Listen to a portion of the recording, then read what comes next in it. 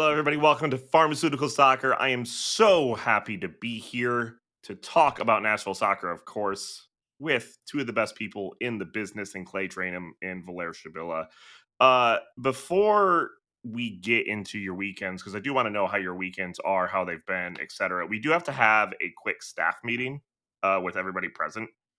So thank you, Clay. Thank you, Valer, for joining this pharmaceutical staff meeting. Um, you guys, I understand I wasn't here last week. Perfectly fine, understandable. We all have our roles in the show specifically. But you guys talked about Messi for an hour and 15 minutes last week. An hour and 15 minutes for Lionel Messi conversation. What are you talking about? I think he's criticizing that we went long talking without him and he felt left out. Oh, yeah. An hour. I understand. Normally, we pick up slack for other people, like in their things, and like normally, I am the timekeeper. I am the gatekeeper of this shindig. But an hour and 15 minutes, you guys can't Well, have that. how does it make you feel that you are now wasting this episode's minutes by talking about last episode's minutes? I mean, is that efficient for your timekeeping? Yeah, because we'll still be on time. But anyways, Valer, since you are now speaking, I just wanted Speaking to of be time, Steven's leaving early today, just so you guys know. because all right, you know what? I'm not doing this. Staff meeting Steven over. Thank just you guys felt so left much. out. That's all it is. He just felt left out. Staff meeting over. Thank you guys for joining us on our staff meeting. Valer, how's your weekend? For anyone wondering, that is actually how we do business at Soccer. What you heard is a snippet of real life meetings we have.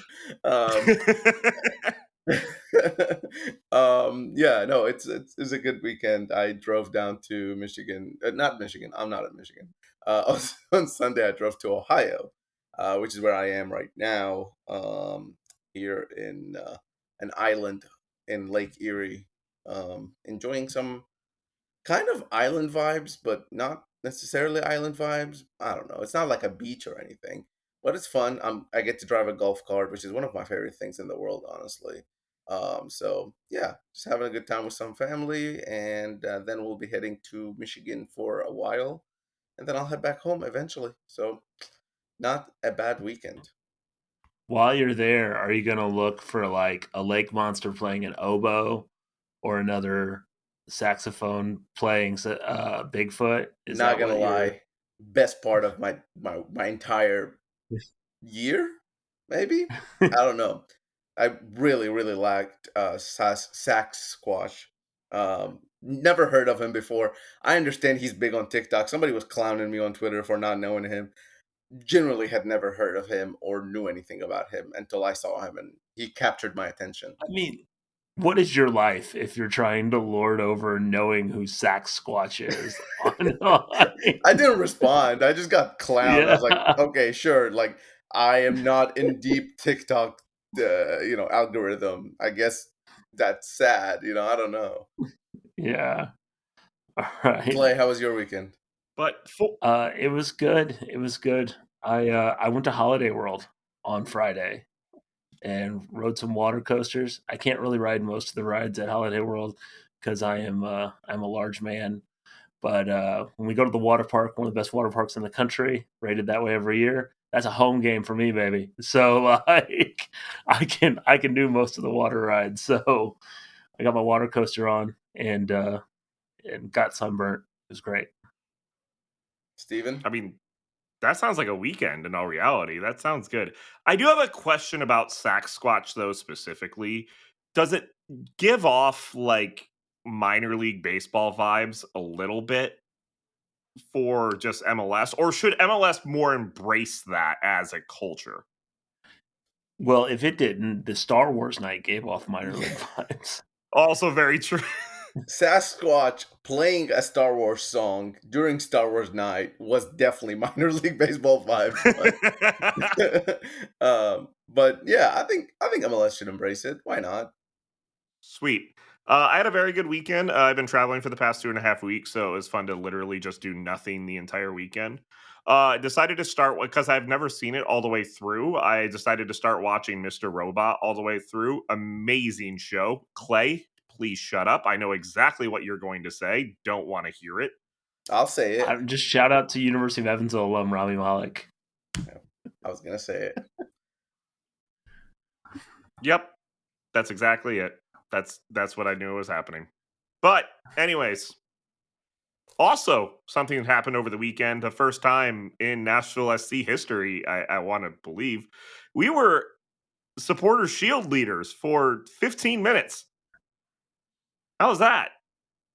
Yeah, it was a little bit more than 15 minutes, I think, like 17 and a half, perhaps. But it was interesting because actually I got down to the press conference area and we're all talking about it. And then pretty much as soon as BJ walked in, I had my question ready. I'm like, I'm gonna ask him being leading supporter shield, all that. And as soon as he walked in, I look at my phone and Cincinnati scored. And I was like, well, there goes my question. So then I had to like think on my feet. I was like, well, this is gone. Cause not that he was gonna give me any interesting answer. He was just gonna be like, we're focused on tomorrow and all that. But I just really wanted to ask him about it. But I think I think more people were tuned in to that like leading spot. It became even more interesting because Nashville lost it. Like people were like more interested in like seeing what's going on just simply because it could have changed at any minute. The fun thing to keep in mind, obviously, Inter Miami has 3 games in hand left. So if they sweep those games, they're in first. But, and this is the part that should be the most interesting to Nashville fans, Nashville controls its own fate the rest of the season. If Nashville SC wins out, they win the Supporter Shield. Miami can't beat them. Cincinnati can't beat them because Nashville plays both Miami and Cincinnati down the stretch. Mm-hmm. So while it would have been cool to be in first place, obviously, for a whole week instead of for 15 minutes, 20 minutes, whatever it was, nothing has really changed the math for Nashville SC. They control their own fate for the rest of the season. Cincinnati's going to say the same thing. Miami's going to say the same thing. Doesn't really matter. Nashville is in control of where it finishes, and we are saying that with 10 games left in the regular season. And like we shouldn't overlook Philadelphia. We shouldn't overlook Right. LAFC, who are on a heater. We shouldn't overlook even Vancouver and San Diego, who are still in this race. And So there are a San lot of moving Diego parts. and San Diego doesn't have to play Cincinnati and Miami still. Right. Or Like Philadelphia. Yeah. yeah. Yeah. So this is for the supporter shield in general. This weekend is actually a huge game. Like Mhm. Friday night is a huge game for the supporter shield because it would make it pretty tough on San Diego if Nashville wins. Yeah. I mean, what do you think? Like, what do you guys think right now? Is Nashville going to win the supporter shield? I still think Miami might be better suited for something like that. And I I don't know. Maybe because I see Nashville and I've seen Nashville week in week out. I don't want to speak anything into existence like that, but I do see Nashville as a very good team. But Cincinnati, I think defensively might just be a bit better, and I think Miami in attack might be a bit better. Nashville is a good team on both ends, but if I just can't bet against Messi on a league campaign. Honestly, like it's I, just I comes down to that. I think if you were ranking the odds, Nashville would be third, Yeah. like of the teams in the East. I think Philly, you can't forget Philly, but Philly's got more questions than Nashville has Yes. because Philly hasn't beaten a ton of good teams. Messi is Messi. Like he's scored braces all but one time in the last month. And Cincinnati, the thing about Cincinnati, and it's so annoying, but it's very indicative of the way they won over the weekend, is they've got like the worst goal differential of these contenders, but they just keep winning like 1-0 games, 2-1 games. And that's a team that's won a supporter shield already. It's not the same team, it's different people, some of the same pieces, but like you they're showing that they know how to do that. I And don't know necessarily that we've seen that from Nashville, although Toronto is an example of Nashville seeing out a game that didn't quite go the way they wanted. Um, but I do think like you have to look at Cincinnati in the way that they're closing out games and getting points from kind of at the last minute or where they need to get them to stay in the race. That I think it's Cincinnati, Miami are clearly going to be favored over Nashville to see it out. But Nashville has done well in big games, and there's and going to be two big games with both of those teams. one thing to note is that when Cincinnati won the Supporters Shield a couple of years ago, they did it this way. They did it in 1-0 wins. They did it in close margins. They weren't going out there and winning 5-0 and 4-0. And for it's an effective way to go about this. I just can't let I can't let the decider be that penalty in Nashville. I can't Mhm. let that be the difference. I just can't let that be the difference at the end of the season. Well, speaking of the vibes just kind of going on in Nashville, obviously that penalty is something to think about. But the vibes specifically at Geodis Park have been kind of awesome. Clay has always, said multiple times, winning changes things a lot when it comes to the way supporters and fans interact. But is this the best that it's been this entire season or in the past few I years? think so. Um, I think so. I know that I'm the one of the three of us that's in the stands the whole game. Um, I think it really turned a corner with the Philly game.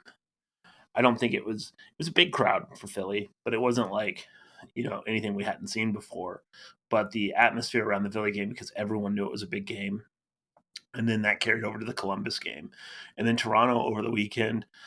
I was talking to my ticket rep at halftime. It's the most full that Geodis has felt in a while, probably in 2 years. The most like in terms of the energy, people in the concourse. I joked that I was like, it felt so full that people ran into me 3 different times. Not like a hello run into you, like physically just ran into me because there was nowhere else to go. Um, it it was very different. And part of that is also you had the rain delay against Toronto, so there wasn't a late arriving crowd because everyone got there. But yeah, it's the Philly game was really where things turned a corner. I think going into the Philly game, everyone knew the stakes of it, and um, getting the result in the way that they did, and getting really into that conversation about the supporter shield has changed the entire environment. So every game feels like a big game, much in the way that it did, in 2021 at Nissan, where we had those big games, but it's still a half empty stadium. Now you're seeing it in a full stadium, an environment built for the sport. Yeah, absolutely. I would agree with that. Valera probably has nothing to say about that because he doesn't even get to see the stands or interact with people because it's fine. But I'm just kidding, Valera. You're a lovely human and I appreciate you. Yeah, absolutely. I think it's been, even on the broadcast specifically, it's been one of the things to, it's been good to hear that again. You hear the presence specifically from the fans, especially not even just chanting wise, just when things are going on in the match wise, you kind of hear stuff going on. Obviously, refs impacting the match always going to be a part of crowd stuff as well. But you are seeing fans follow the match more, in different ways. There's a confidence that there will be something to cheer about. Yep. Like, a lot of times, again, you're not going to hear me say too many bad things about Gary Smith ever. I think he did a great job in Nashville. But a lot of times in these big games, it wasn't necessarily sitting on your hands, but you were kind of nervous and you felt every half chance that the other team had. And you still feel those, but you don't worry about it completely changing the landscape of the game the way that you may have, 2-3 years ago. 6 points in two matches, and we have to talk about those matches in full. And we're going to do that next, right here on Pharmaceutical Soccer. We are back right here on Pharmaceutical Soccer at Pharma Soccer on our Twitter, Facebook, and Instagram. Also, check us out at 615soccer.com. spell it all out, type it in the browser, and we would love to have you be a part of what's going on, building some really cool things in Nashville, talking about Nashville soccer, U.S. soccer, all the Huntsville, all the things that you can imagine when it comes to soccer. Go check it out. You can also steal Valera's content just like Men in Blazers did at 615soccer.com. Go check it out. Just Yeah, kidding. do I still that. love Men in Blazers. I still love Men in Blazers, even though it stole Valera's content, but that's okay. I like this show. I like the show enough. Um, I really don't like their social media presence. That's it. I mean, I don't know if that's like professional of me to say, but I don't really care. Uh, Sue me, man, in Blazers. NBC, here I am. Valera in Come get me. Ohio, apparently. Blair hates Wrexham content.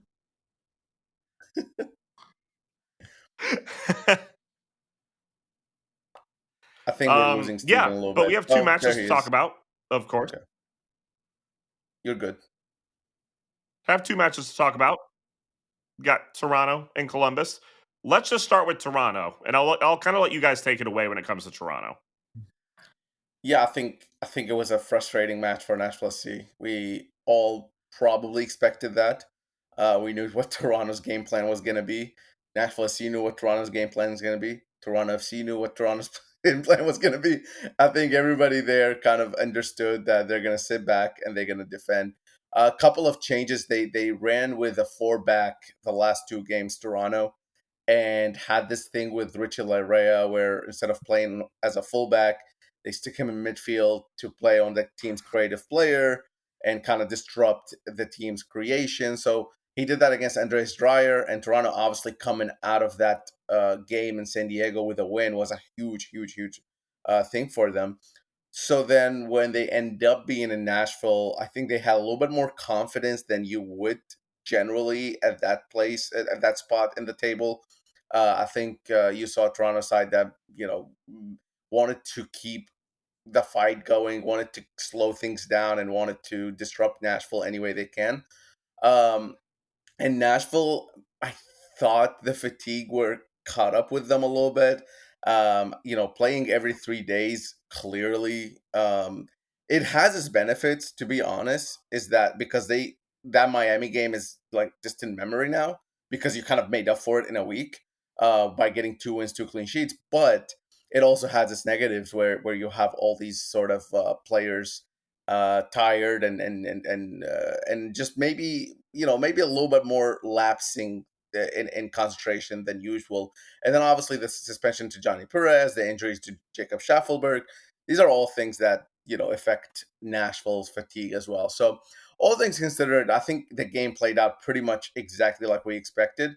I predicted a 1-0 Nashville win. I predicted a penalty for Sam Surridge. It wasn't a penalty, but it was a Sam Surridge goal anyway. So I got as close as possible with my prediction, I think. Eh, it's not.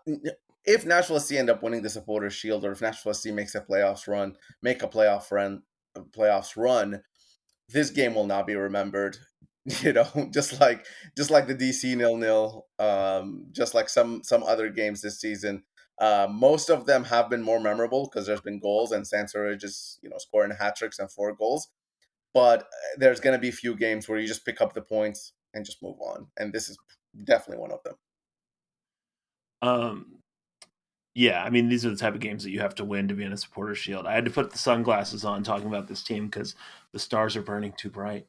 Or it's because I left my glasses Oh in the car. my god. So, but I'll take them off. They're distracting. What I will say about this game, other than of course it's the type of game you have to win, I think we've seen something in the last week with the way that teams are playing Nashville, which is let the game get very physical. And that Toronto game was very physical. The Columbus game was very physical. Columbus committed only 3 fouls, which seems like a crazy thing in that game. But I do think that Nashville showed that it could build goals in different ways. In the Toronto game, even though they only scored once, Honey, it was a game where Honey felt like the fulcrum, and you know if the pyrotechnics don't go off before his shot on the breakaway in the second half, which was wild. Maybe it finishes 2-0. I'm not sure, but it was a game that happened at Geodis Park, and Nashville got a win over a team that they were supposed to win against. And most importantly, Jonathan Osorio didn't score against Nashville because it seems like he always scores against Nashville. And I've always been a big fan of his, but I was very happy for him to finally not score against Nashville. I know he doesn't score every time; it just feels like he does. I mean, he almost had one at the end too, actually. Like he almost had one in like the late 90s that I was scared about for sure. I do think it's worth noting. Like, I don't think Joe Willis had to make a save, He didn't. and I don't think, and that's not the first time we've said that. I think that going into the season, especially after the way last season played out, we expected, you know, there to be Nashville to be involved in some more shootouts. And I do think that it's worth noting defensively, like, this is not the first time that Nashville has ended a game and Joe Willis hasn't made a save. Yeah, And and I I think think that that's an yeah, impressive statistic to keep in mind, because I don't think now, given Toronto wasn't exactly clinical, but still, it is worth noting. and that's the thing with Joe Willis. I think defensively, we've always said he maybe doesn't get as much credit because of the defense in front of him. But then when you look at both the Columbus and Toronto game, if you had any doubts because of that mistake against Messi, right, or against Miami, I should say, if you had any doubts that he's the number one, I mean, the Columbus game should remove any doubts. You know, that mistake kind of happened. It wasn't great. It wasn't. It was definitely not something he wanted to do. But he talked about a little bit about how it was a bit of pressure lifted off of him actually, because it kind of just got it for the remainder of the match. He didn't have to worry about it, and then Nashville didn't end up winning against Miami by they lost that game, but overall they believe that BJ Callahan has put into this team and into his players the way that team kind of revolves around helps Joe Willis get that confidence back, and he talked about it after the Toronto game where he said there's no choice but to move on because look, when you look at the table, this is a team in the Supporters Shield race. If you're gonna sit down and just overanalyze every single moment where you have a game tomorrow, you have a game in 3 days after that, you just can't do that. And the way he recovered getting those two clean sheets, even if he didn't have to make a save against Toronto, he came up really big against Columbus, and he had to make a couple of big saves. And I think that's going to do him a world of confidence. And I think that mistake is slowly going to start being removed from people's memories. Generally, until the next time he makes a mistake, which he will, because goalkeepers do that. So it's like it's one of those things where the more they win and the more he gets a clean sheet, the more he performs, the less people are going to talk about that. Yeah, and so I think we have spent a suitable amount of time talking about Toronto.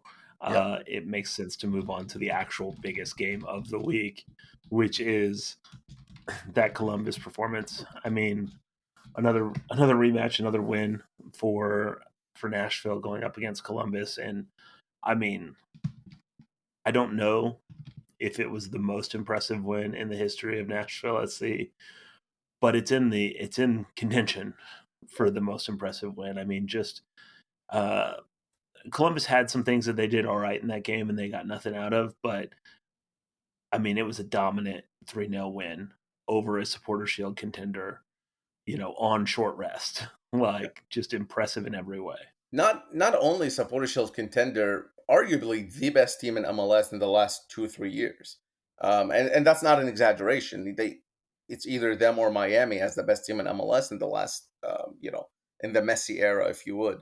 The thing with Columbus too is that it was a comprehensive win for Nashville SC in a way that they had to sit back and defend and absorb pressure that we haven't seen really Nashville SC do since they went to Columbus, probably. That was probably the last time they had this much possession, which was like in the 30s in the first half. Um, Other than that game in Columbus, we've really seen Nashville SC be a lot more expansive with the ball and being able to control the game with the ball. So when they sat back, part of me was a little, worried, I guess, because we just hadn't seen Nashville do that in Nashville SC 2.0. But getting that early goal really set the tone. And then, even like Clay said, when Columbus was attacking and Columbus were pushing, it didn't feel like Columbus were going to have the breakthrough. It just did not feel like it. And there were a couple moments that got a little scary. And Joel stepped up. Walker Zimmerman stepped up. Jack Mayer stepped up really big in a couple moments as well. So there were players responding to sort of Columbus's pressure. And then once that second goal went in and the half came about, it was a really sort of it was hard to see Columbus's way back because it seemed like they had already put their best effort and they weren't able to penetrate Nashville's defense.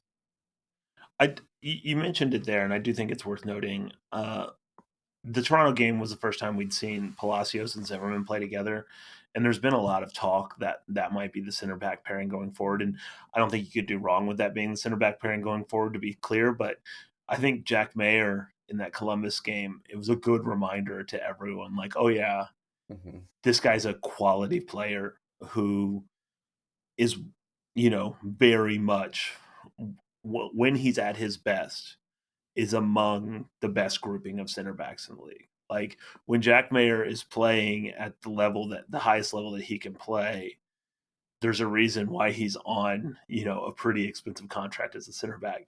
And I do think like that Columbus game specifically was a good reminder, you know, like Palacios has had a great season. Walker Zimmerman is Walker Zimmerman, but Jack Mayer absolutely is deserving of starting when he does start. I think it's one of the points that I made specifically even a couple episodes ago where like or no, I think I did it on Discord where like I don't think you get the performances of Zimmerman or Palacios without the way that Mayer has been playing this season. I just don't think you get it.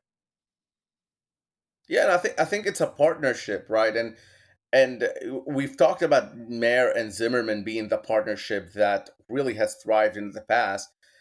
I guess the little bit of a surprising part, or a good surprise for Nashville SC, is that Mayer and Palacios were able to really build up that partnership while Zimmerman was out and become a really good unit together.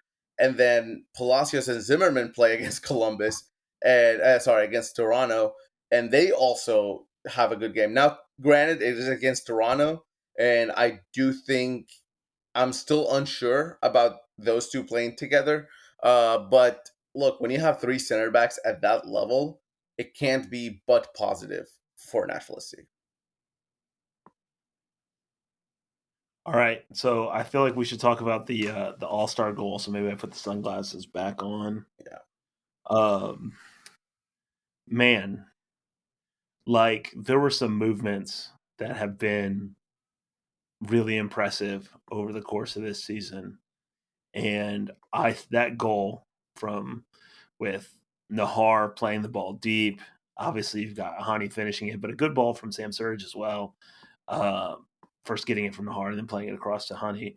Like that is as clean and as sort of complete in the idea that this team can score in a lot of different ways. Because a lot of times when we've talked about BJ, we've talked about possession and holding on to the ball and building with the ball and things like that, which is great.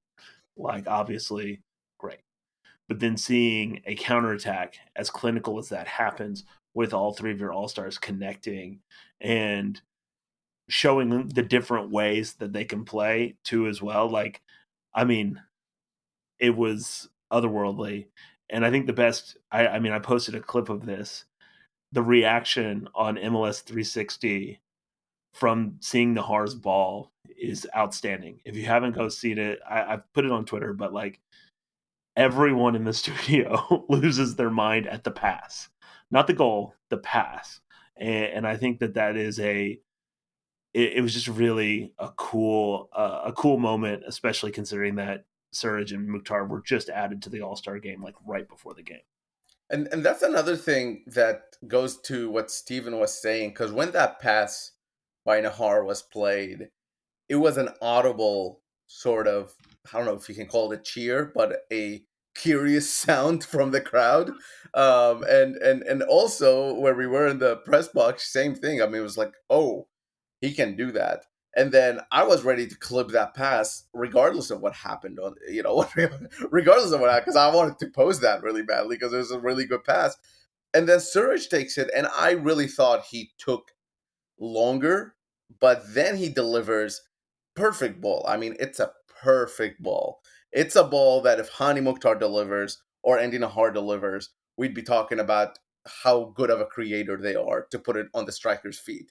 And then Hani does the rest, and he probably had the easiest out of the three jobs, but he still had to do it.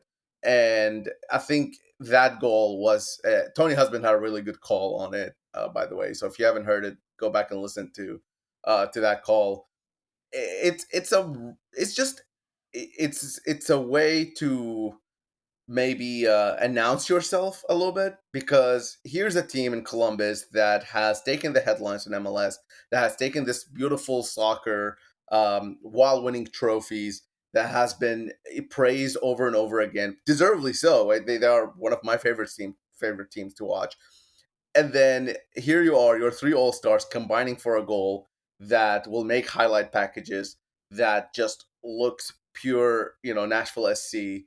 And I think that's, that was a statement. That was kind of a deciding factor when it came to Nashville SC thriving in this league.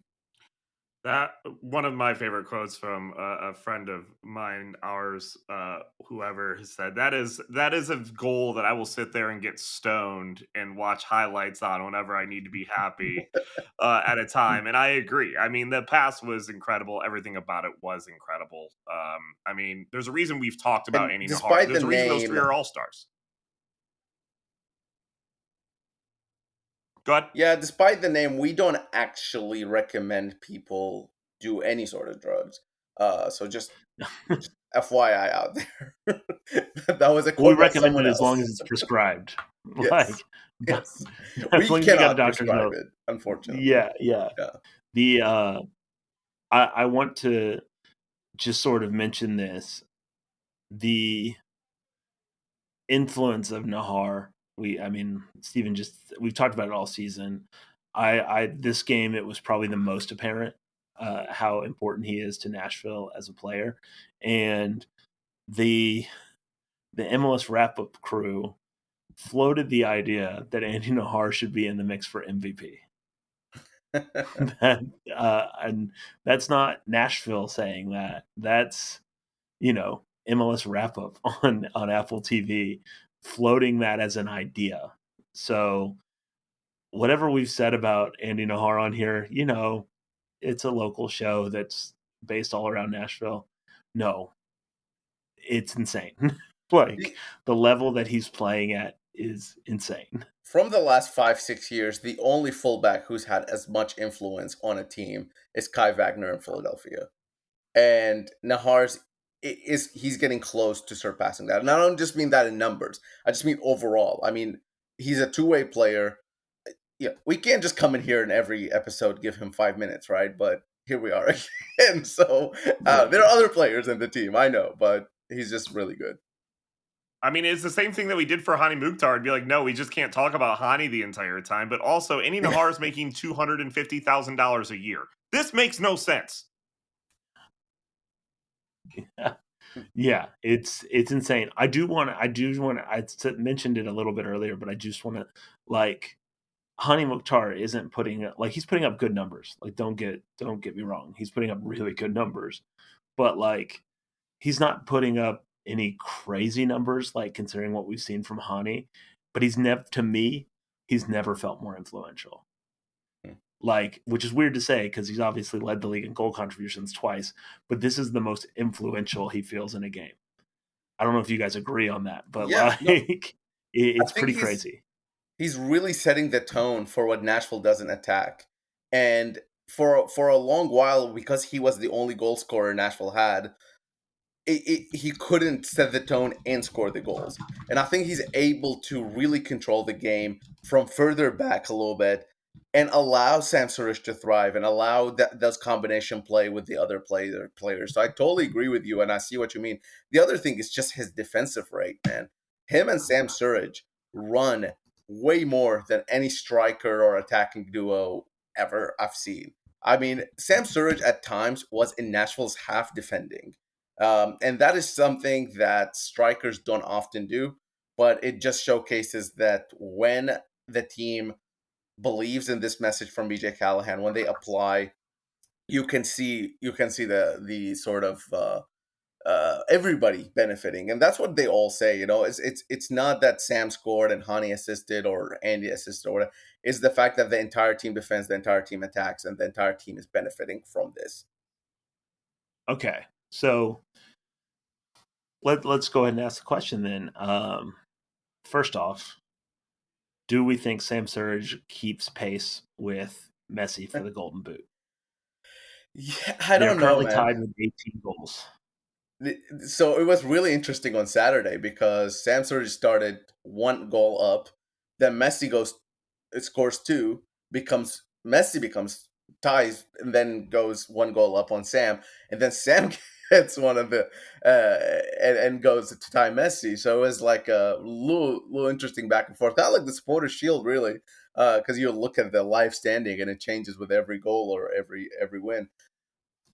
I I I don't mean this as a dig on Sam Surridge or Nashville SC, but way better and more talented players have tried to compete with Messi for these sort of things, and they have come short. And I think it's an unrealistic expectation that to win the Golden Boot, you have to outscore Messi, regardless of his age, regardless of the league he's playing in. That is a crazy expectation to have for your striker. That's just my take on it. Well, it was very funny. Like MLS PR put out this thing like Sam Surridge is the third player to get to this goal tally, the first since Carlos Vela, and I was like, I don't think that's true because Messi literally just did it right before Sam Surridge. Yeah. And so it's like yeah, it's going to take a few more hat tricks Yeah. if Surridge is really going to do it, and Messi's got 3 games in hand, The and if only they're tied in, what yeah, was that? the only sort of way I can see this is that if Miami wraps up the supporter shield early, which on the looks of it, it doesn't seem like they're able to do that, honestly. I just don't think that's feasible. But if they Yeah, wrap up the supporter shield early and Messi takes 2-3 games off, maybe then. But I it just doesn't seem like it's trending that way.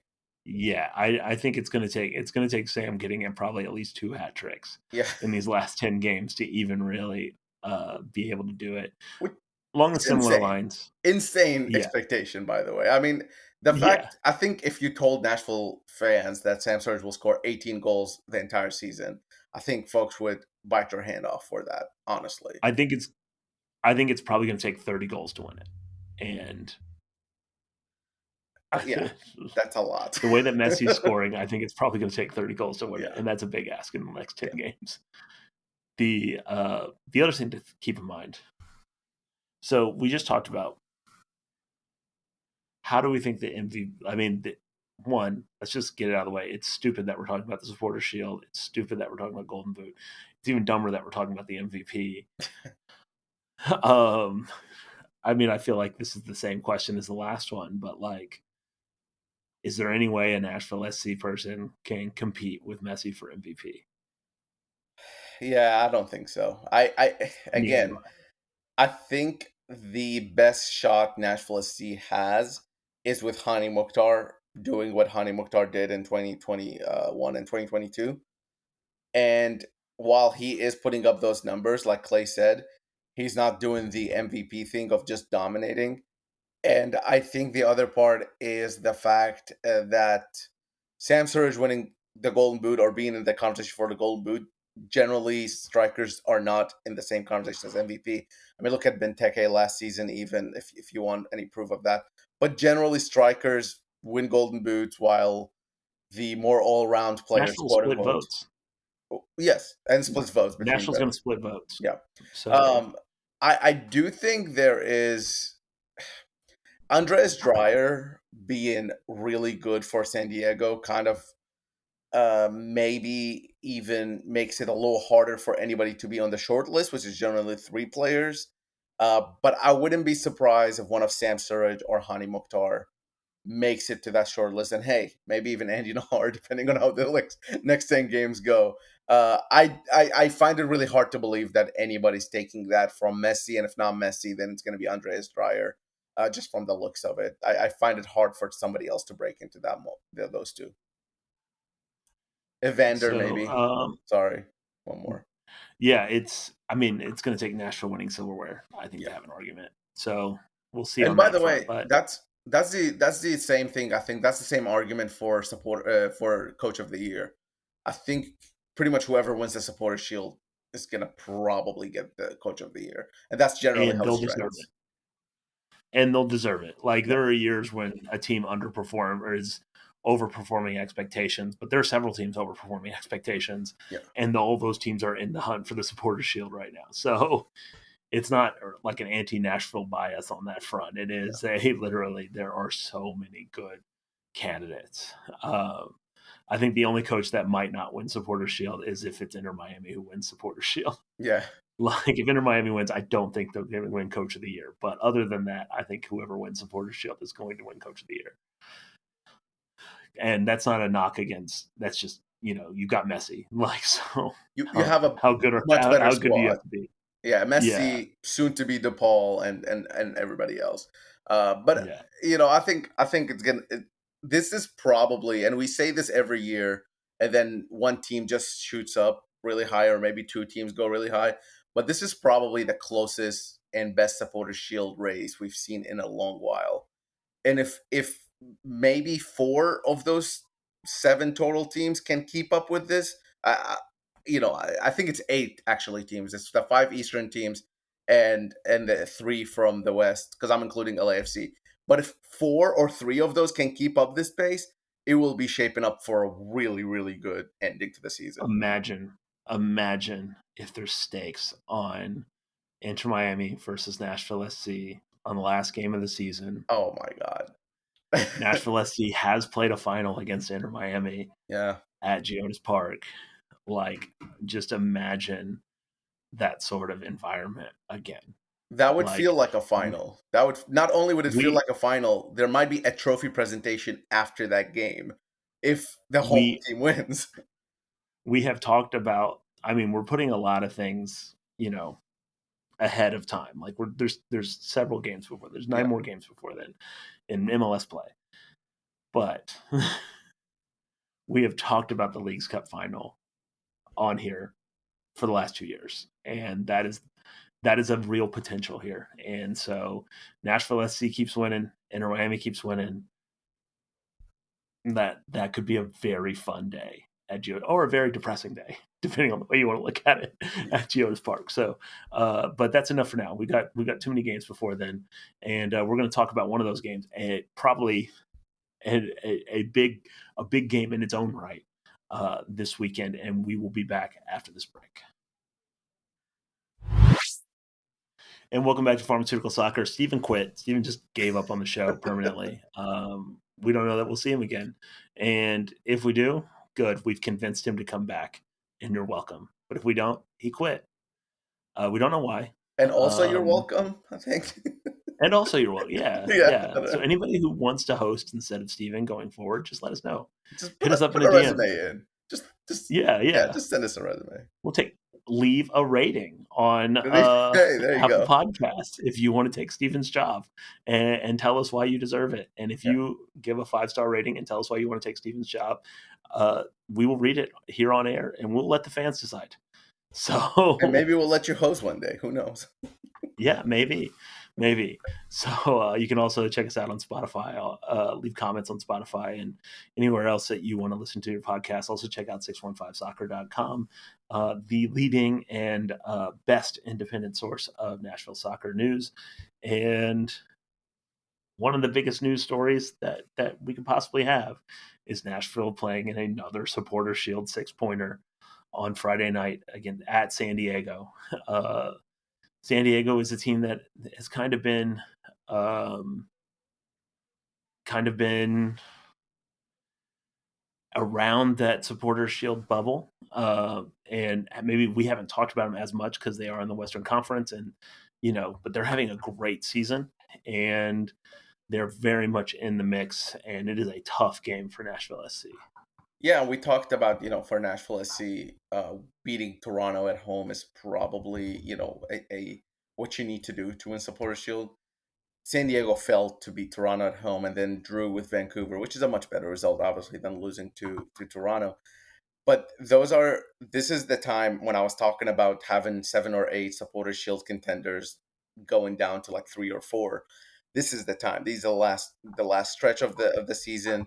This is when fatigue settles in. This is when teams are finally catching up with what an expansion team like San Diego is doing. This happened to St. Louis. Now, I don't think San Diego and St. Louis are going to have the same trajectory in the league, but it happened to St. Louis when they won the West. They started off really well, pulled up enough points to where they were comfortably winning the West. But then once the teams started figuring out what they're trying to do, it becomes harder and harder to win games.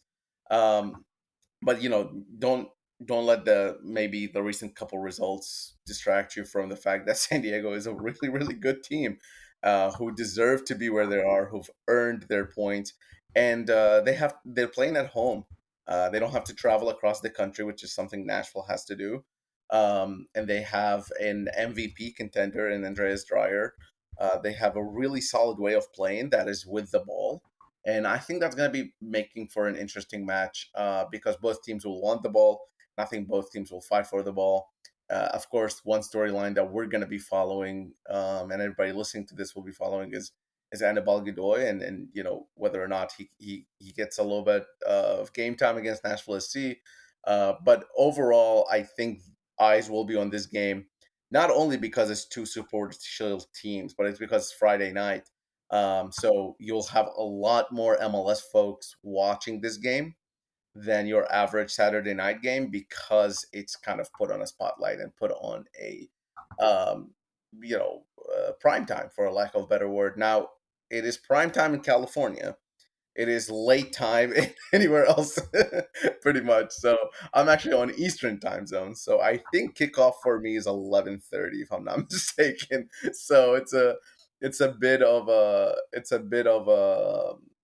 later one. So get your coffees ready, get your Diet Cokes and whatever else you got. And I think I think maybe this is too much hopeful wishing, but I think it'll be worth the staying up for it, because I really think it'll be a good match, both for the neutral and for the fans of both teams.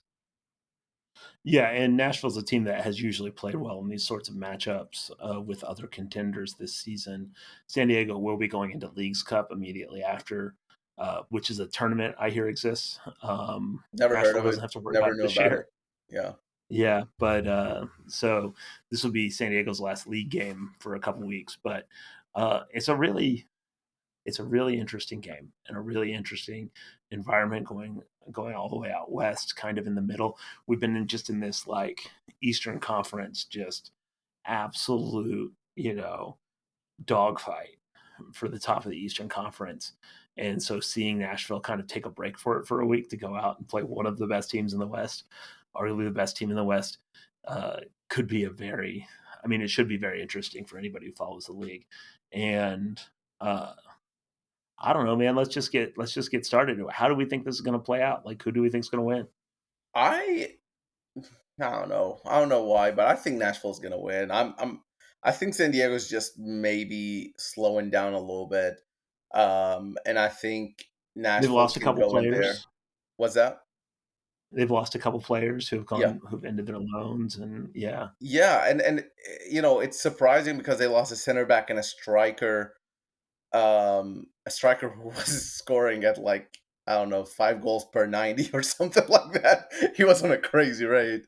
But I do think they are still a respectable team, simply because the way they play is very similar to BJ Callahan, in that Mikey Virus, I can't pronounce his last name right now.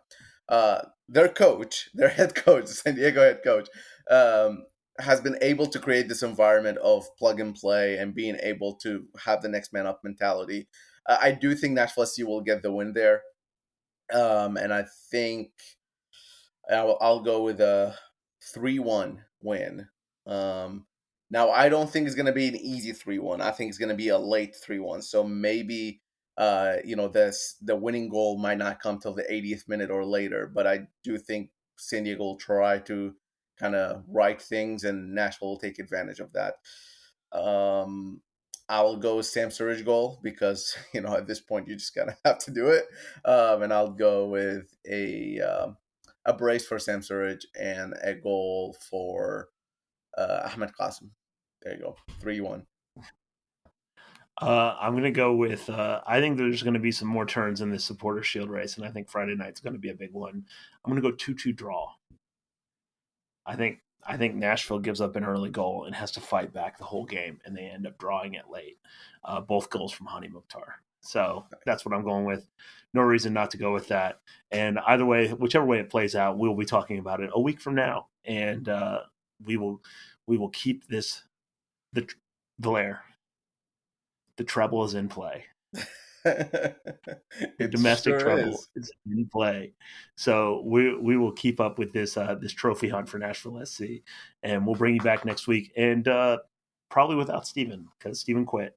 So make sure you leave a 5-star review with your resume on why you should replace Steven Robinson, and we will read it on air next week. Thanks for listening, y'all.